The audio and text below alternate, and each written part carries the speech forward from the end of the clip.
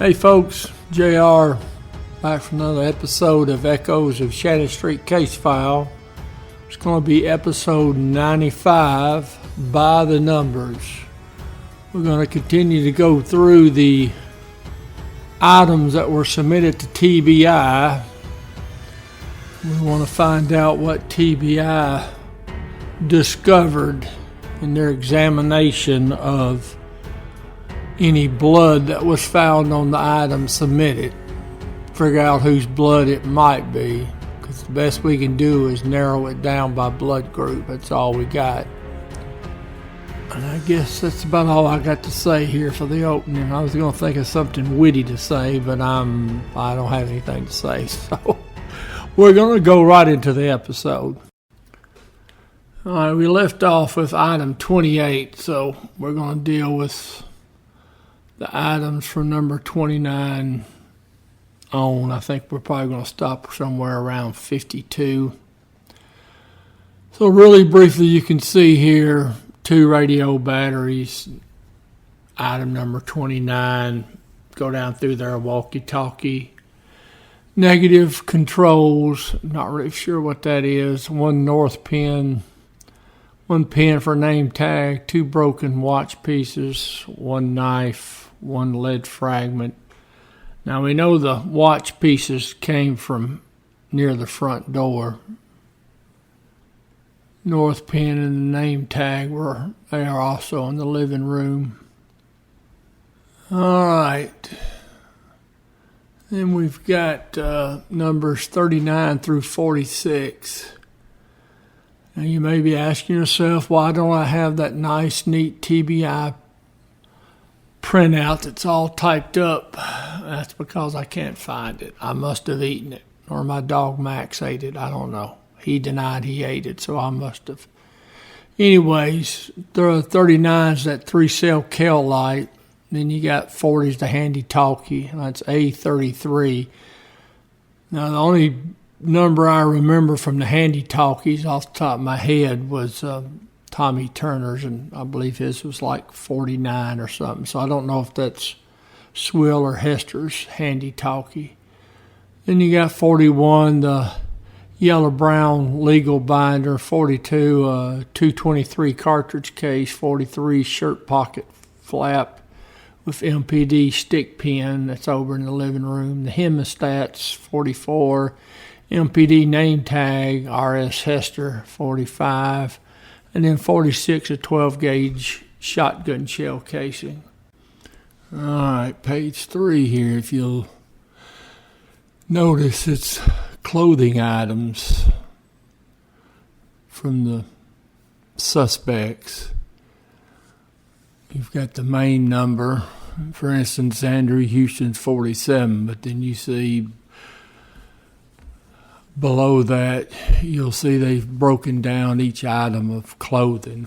So 47A be his blue jeans, etc., etc. All right. So they're saying 29, which is the 2 radio batteries. There was blood staining. They don't know the blood type. Now, number 30, which is the walkie-talkie, there's blood staining, indicates blood type is O. And if you look, that means it could potentially be Hester or Aiken,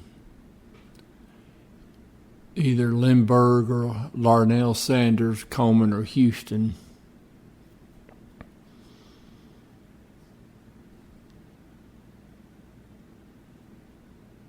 And that literally is probably a little bit of at least Hester's and probably Lindbergh's.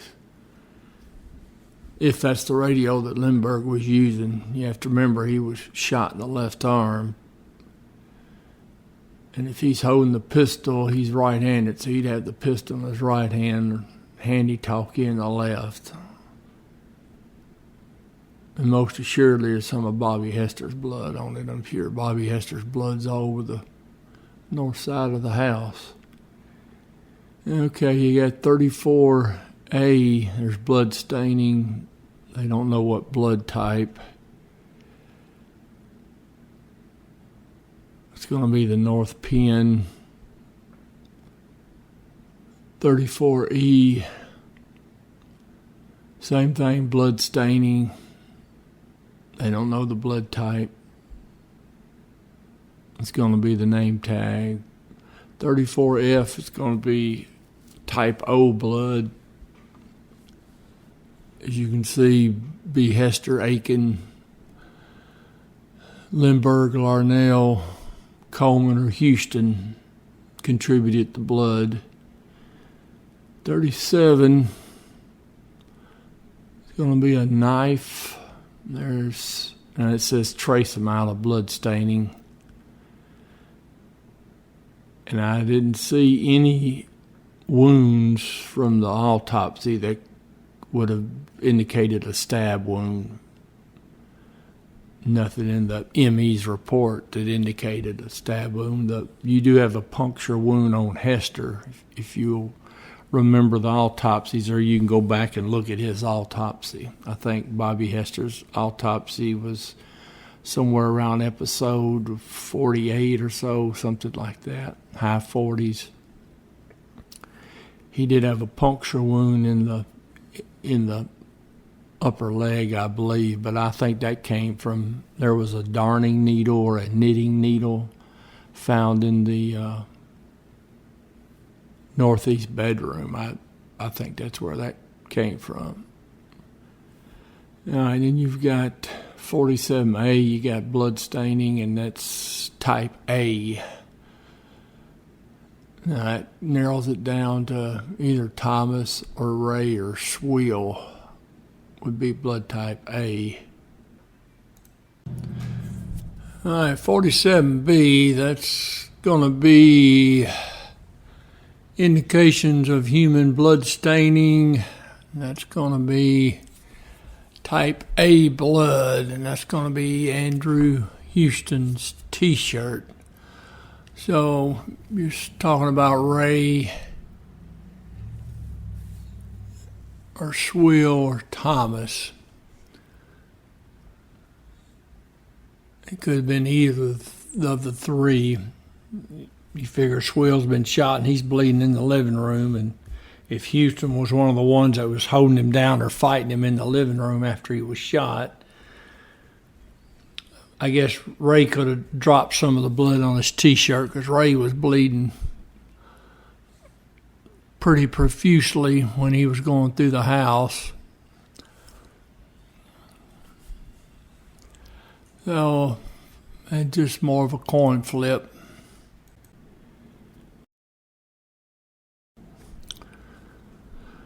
All right, 47C, and I believe on 47A, I forgot to mention that was the blue jeans of Andrew Houston on the previous page. But 47 is Andrew Houston's clothing. So 47C is his jacket. There was human blood stains on it. They could not give a blood type. 48A, that's going to be Larnell Sanders. It's going to be his jacket. Blood type is O. And O-type blood was Hester and Aiken, Lindbergh Sanders, Larnell Sanders, Coleman, and Houston. Now, since that's Larnell's jacket, pretty sure that blood's probably his. All right, 48B, that's Larnell's sweater. It's showing human blood staining type O. Again, same scenario. It's probably Larnell's blood.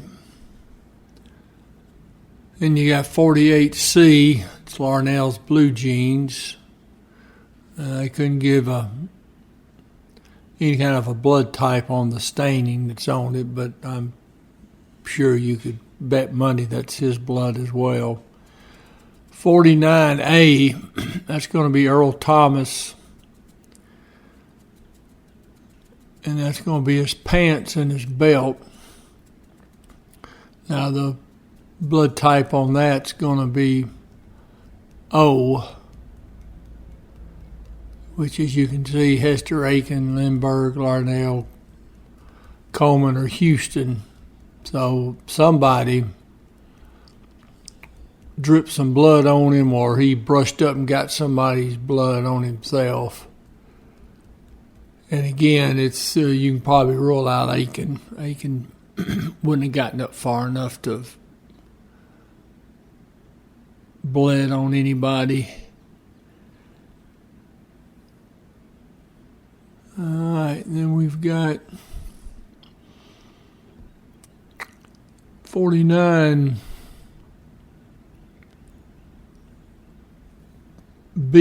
That's going to be Earl Thomas's sweater. Human blood staining, they don't know the type. Probably his. Possibly. 50A. You got human blood staining. It's going to be type O. That's Lindbergh Sanders' clothing, and specifically 50A is going to be a long sleeve shirt. And that O type blood, probably Lindbergh's. But you can see anybody that's in the ballpark for that. Again, probably not Aiken. Okay, 50B, that's going to be the blue jeans of Lindbergh Sanders, type O blood found on it. It's probably Lindbergh's blood, but you see the list up there who else it could be. And you've got 50C, that's one sock of Lindbergh's. They didn't get a blood type, they just have blood on it. 51A, that's David Jordan's shoes. And they couldn't get a blood type on it. 51B, David Jordan's shirt. Blood type O. So somebody from that group of O put some blood, dropped some blood, spewed some blood.